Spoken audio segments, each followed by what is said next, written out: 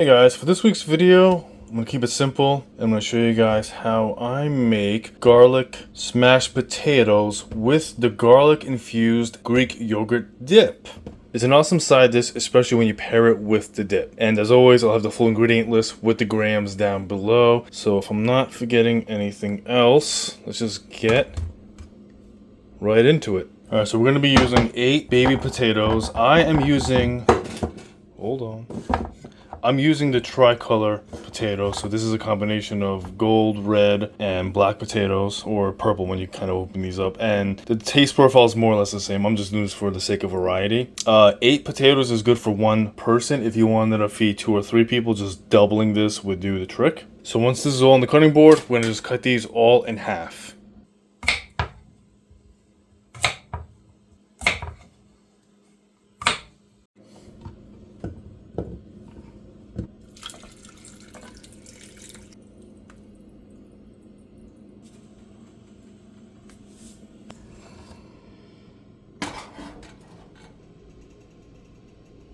While that's bubbling away, the reason why we added the baking soda is because the chemical reaction the baking soda has with the surface of the potato. The reaction breaks down the surface, which helps us achieve that crunch that you'll see later on. However, if you do go a little too much with the baking soda, it's going to be hard to kind of save that because then the texture pretty much turns into mush and you're going to get a really strong metallic taste.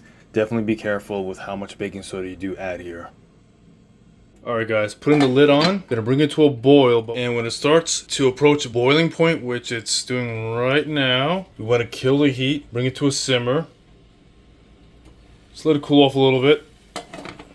At this point, it's optional, you can take the lid off, or like I did, just lower the heat a little bit. And then at this point, we wait 20 more minutes until it's either fork, knife, whatever tender, and then we'll proceed.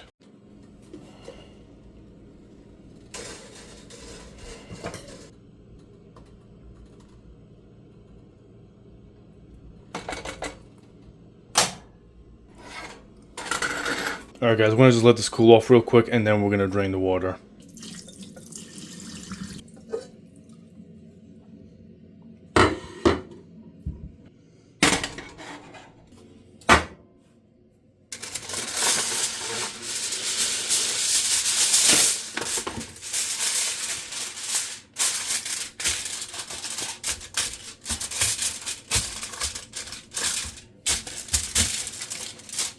Alright guys, so at this step, I got the baking sheet, tin foil ready. I'm going to be using my avocado spray right here. If you have the oil, that'll work just fine. I just use a spray. Right now, I'm waiting for that to kind of dry. To accelerate this process, I actually turn the heat on to simmering. And it kind of helps drying the exterior even quicker.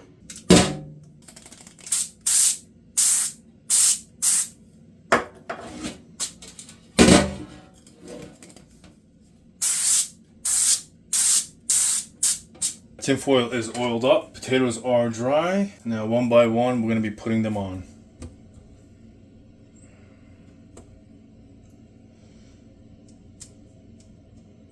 Alright, with the potatoes on the tin foil with the flat side on the bottom, now we're going to smash it in. I'm just going to use a measuring cup right here, nothing special, and we're going to smash them all in. Try not to be as flat with them, try to leave maybe like half an inch or like a quarter of an inch, and then we're going to spray the top with an additional layer of oil.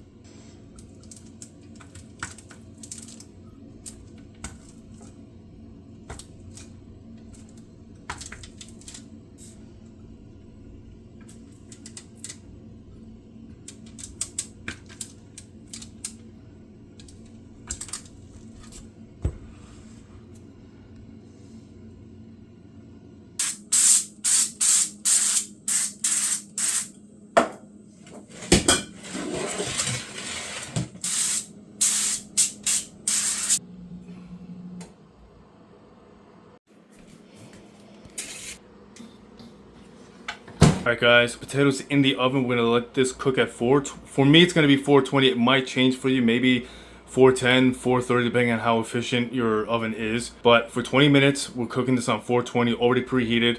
At the 2-minute mark, try to catch it at 2 minutes, we're going to add garlic paste to the top and then put it back in. So just took it out of the oven right at the 2-minute mark. This is kind of what it looks like right now. And now we're gonna apply the garlic paste and throw it back in. Alright, I applied the garlic paste. It looks like this. You definitely want to get all over the surface, especially the edges. That's what's gonna result in that crispiness. But the sugar that's in the garlic paste, along with the salt and all that, it's gonna cook and caramelize this. That's what's gonna help us achieve that crunch as well. Alright guys, while the potatoes are finishing up, now I'm gonna make the dip.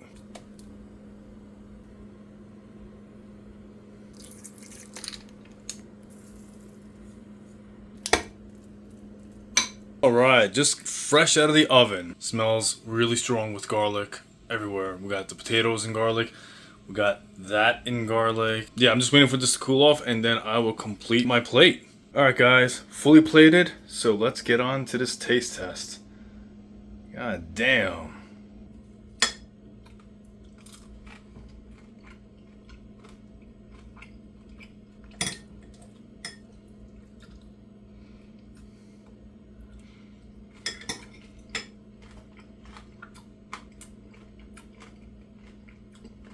Oh man, yeah, the crunch is spot on. So what's happening is, when we add the garlic paste, think of it as adding a crispy glaze on top. And when we added it during the last few minutes of the bake because the natural sugars in the garlic paste, it will begin to burn if we left it in there for too long. So that's why I'm saying, like, you know, after the last 2-3 minutes, depending on your oven, it might even be the last 5 minutes. And so that, the oil and the baking soda, they're all working together to give us that really nice crispiness without being overdone. So it's not burnt, but it's not mushy. You're definitely getting that crunch when you're biting into it. Also with the dip, when you add the hot garlic potato chips into the dip, all of a sudden you're now changing the taste profile. So what that means is you're going from a hot potato to a cool, creamy, sharp, tangy bite all at once. So sudden change, you know, from one spectrum to the end. It really is nice. All right guys, I'm gonna finish this up. I have to actually, this is really good.